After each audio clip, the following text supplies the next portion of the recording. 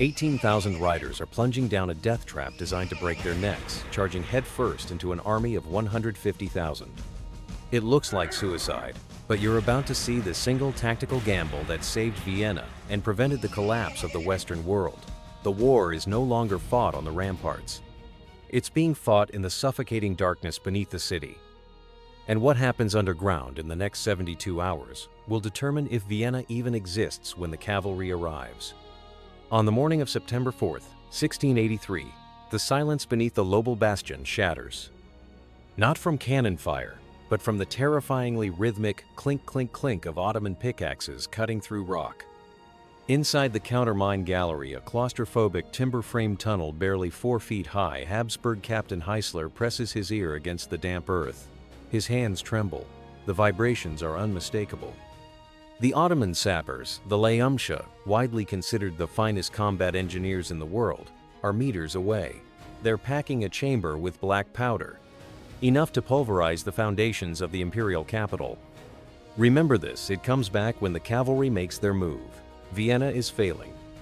Count Ernst Rüdiger von Starhemberg, the iron-willed commander of the garrison, looks out from the spire of St. Stephen's Cathedral. The city below has been transformed into a charnel house. Of the 11,500 regular infantry and 5,000 citizen volunteers who manned the walls in July, fewer than 4,000 remain fit for combat. The rest are buried in rubble or groaning in makeshift hospitals.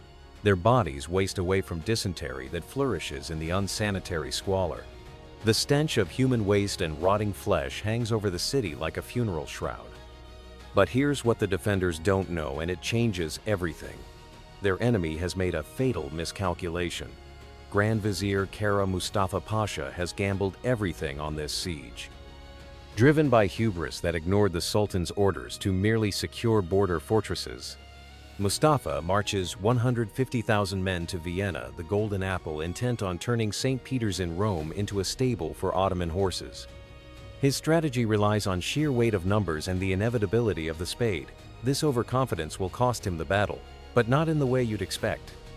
Inside the city, exhaustion is a greater enemy than the Turks. Starhemberg orders the summary execution of any sentry found asleep. It's a brutal necessity. The defenders subsist on the last of the donkeys and cats. Their ammunition reserves are critically low. The walls between the Berg bastion and the Lobel bastion are shattered.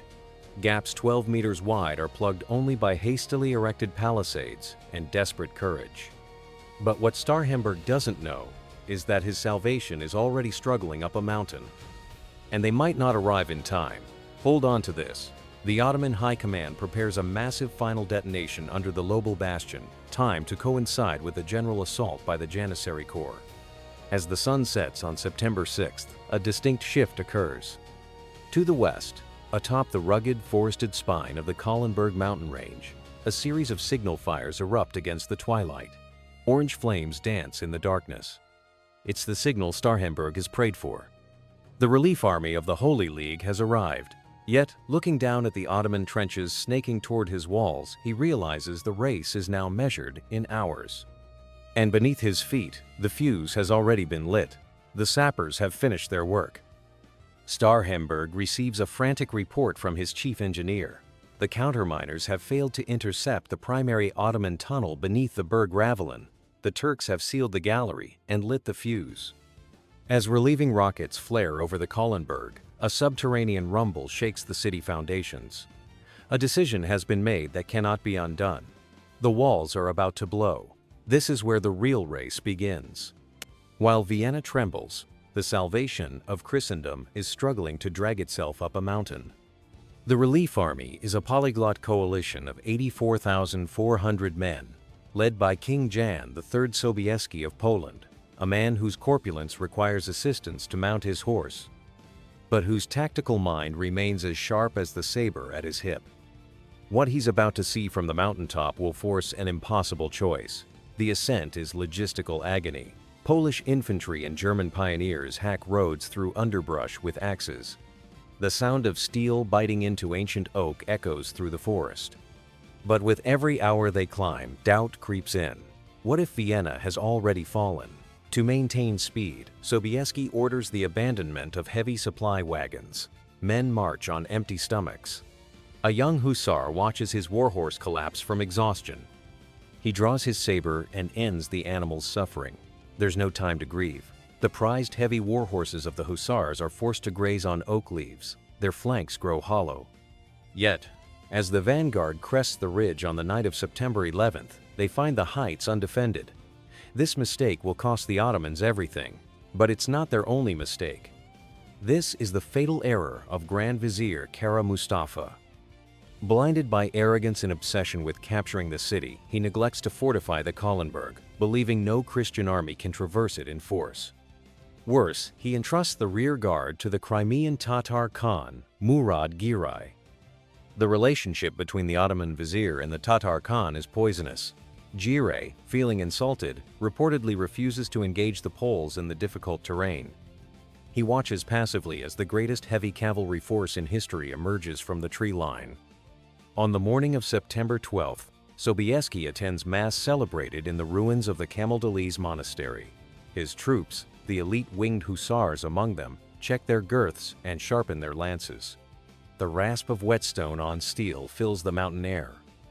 Below them lies a panoramic view, a sprawling tent city of 25,000 canvas structures, the smoke of batteries, the desperate city of Vienna clinging to survival.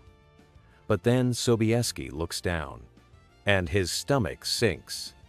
The slope leading to the Ottoman lines is a perilous trap. The plains promised by imperial maps are a lie. Below stretches a treacherous glacis of vineyards, sunken lanes, and stone walls terrain designed by centuries of farming to break the legs of horses and shatter the cohesion of any cavalry formation. One wrong step and 18,000 horsemen become a disorganized mob. Easy prey for Ottoman archers. As the Polish king surveys the ground, he realizes victory is far from certain. As the mist clears, the Ottoman commanders finally spot the force looming over them. This is the moment they should retreat. Form a battle line on favorable ground. But then something shocking happens. Kara Mustafa refuses to lift the siege.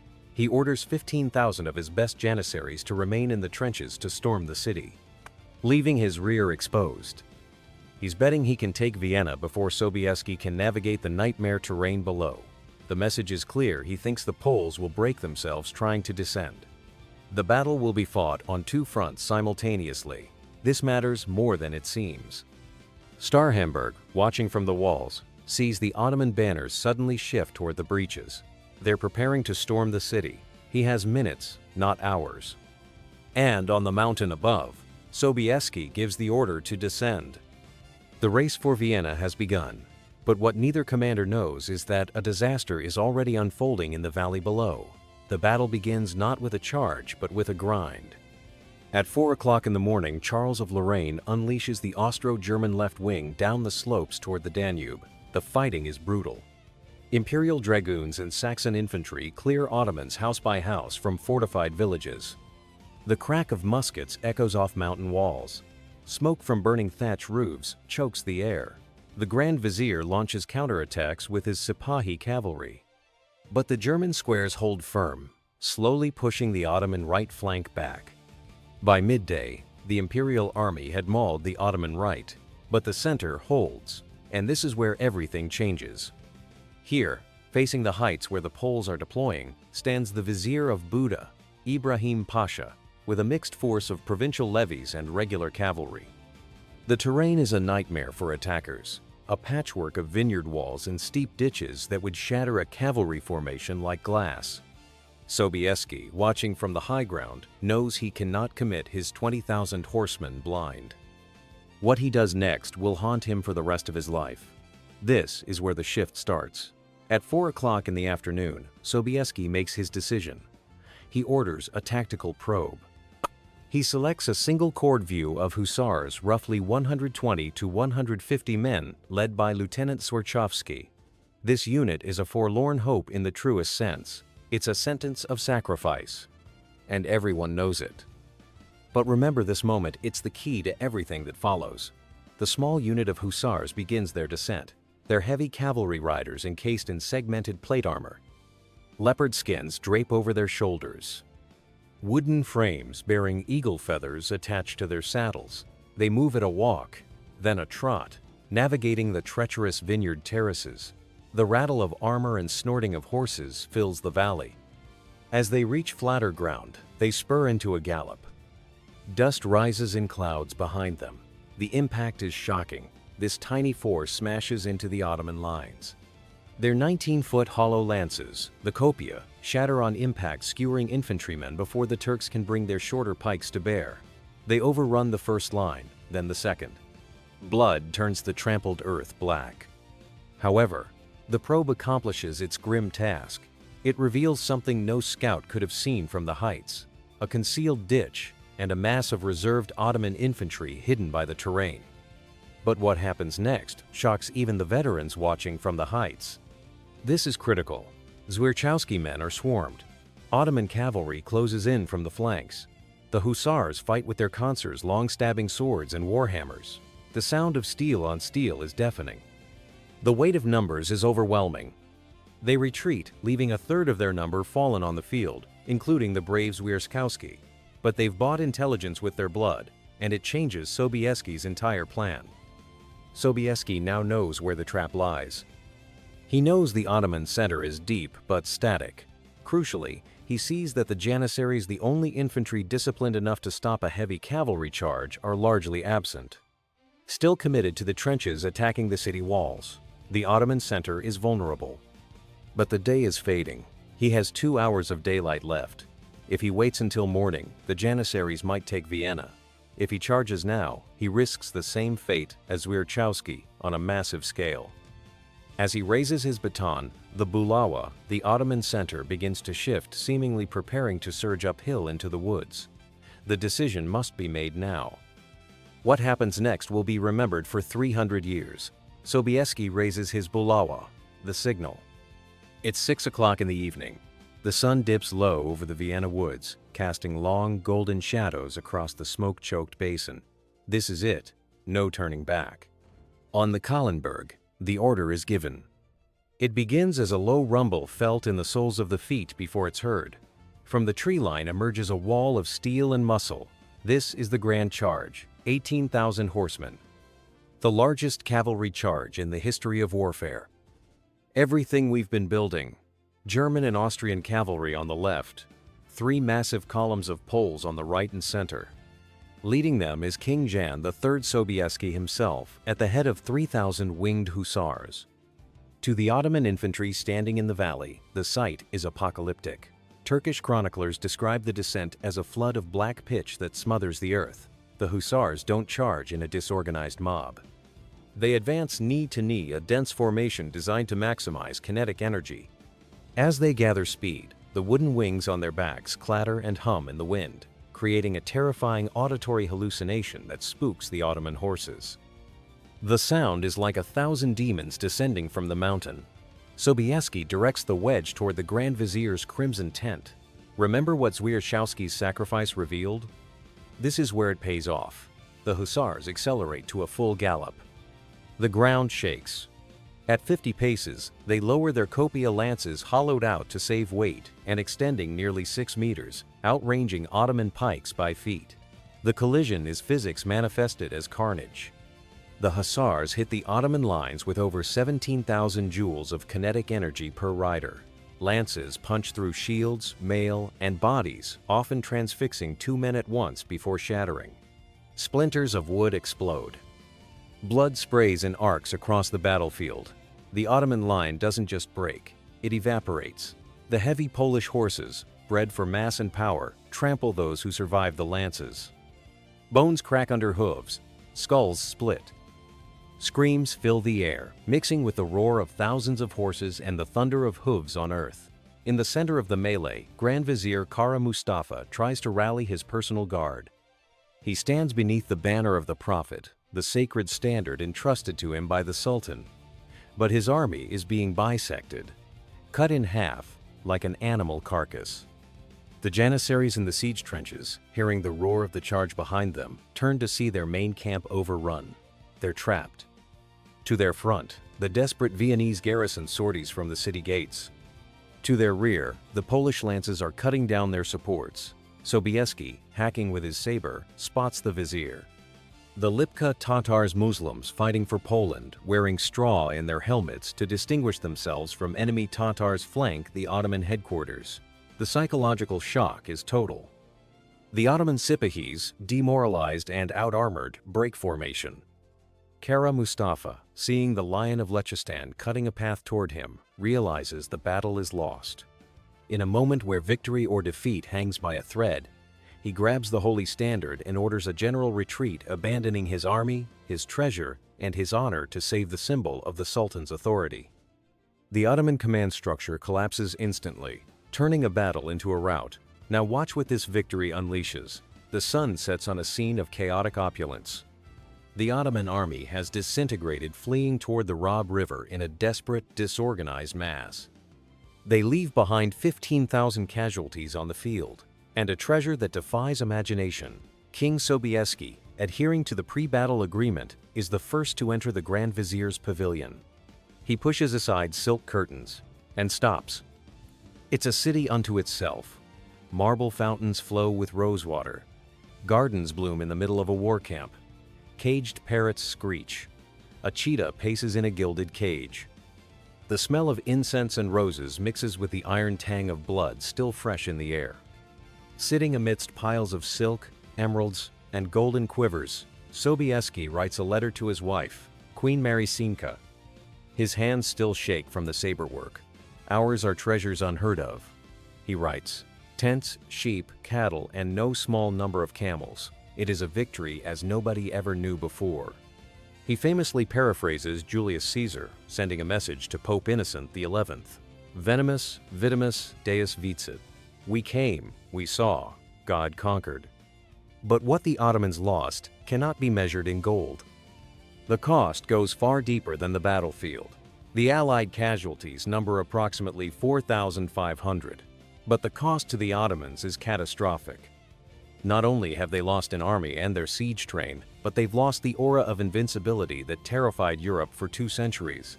The psychological wound runs deeper than any saber cut. Among the spoils are sacks of strange, dark beans coffee, which allegedly leads to the establishment of Vienna's first coffee house. For Kara Mustafa, there's no mercy. He retreats to Belgrade, attempting to shift blame to his subordinates.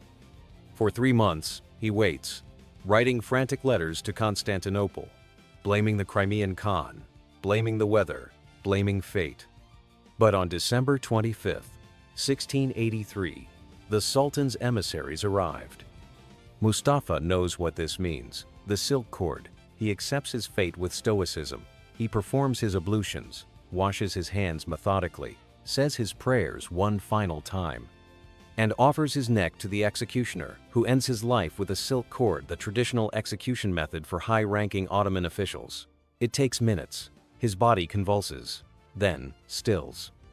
His head is severed and sent to Constantinople in a velvet bag. The man who dreamed of turning Rome into an Ottoman stable is reduced to a trophy. How do you charge 18,000 cavalry down a treacherous mountain slope into 150,000 Ottomans without shattering your own formation and turning victory into massacre? The answer is sacrifice. Zwierzchowski's probe wasn't just reconnaissance, it was the difference between victory and annihilation. By sending 150 men to their deaths, Sobieski gained 3 critical pieces of intelligence that no scout on the heights could have seen.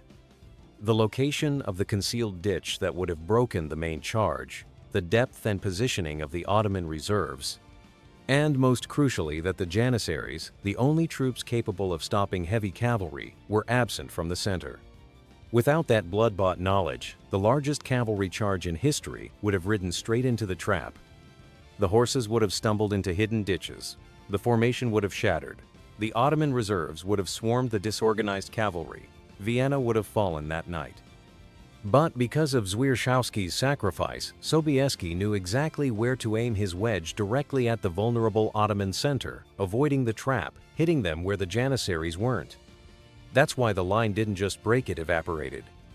That's why 18,000 defeated 150,000. The Battle of Vienna wasn't won by superior numbers or better equipment.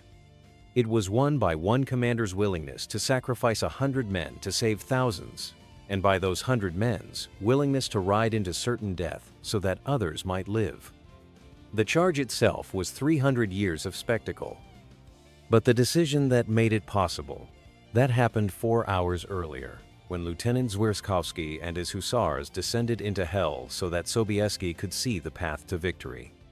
That's the split-second decision that saved Western civilization. The battle launches the Great Turkish War, which lasts until 1699 and ends with the Treaty of Karlowitz. For the first time in its history, the Ottoman Empire is forced to cede vast territories, losing Hungary and Transylvania to the Habsburgs.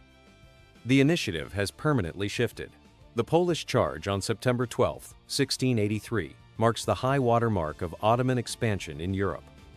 The tide will now recede for over 200 years, reshaping the map of the modern world. As the modern traveler stands on the Kahlenberg today, looking down at the sprawling metropolis of Vienna, the Church of St. Leopold still marks the spot where the Mass was said. The victory saved the Habsburgs, allowing them to rise as a great power.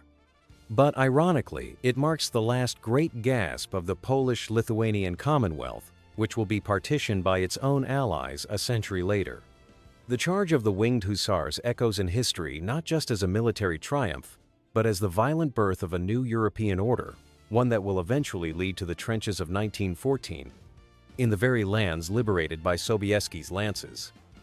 If this story of sacrifice, strategy, and the largest cavalry charge in history captured your imagination, hit that subscribe button and turn on notifications so you never miss another deep dive into the moments that shaped our world.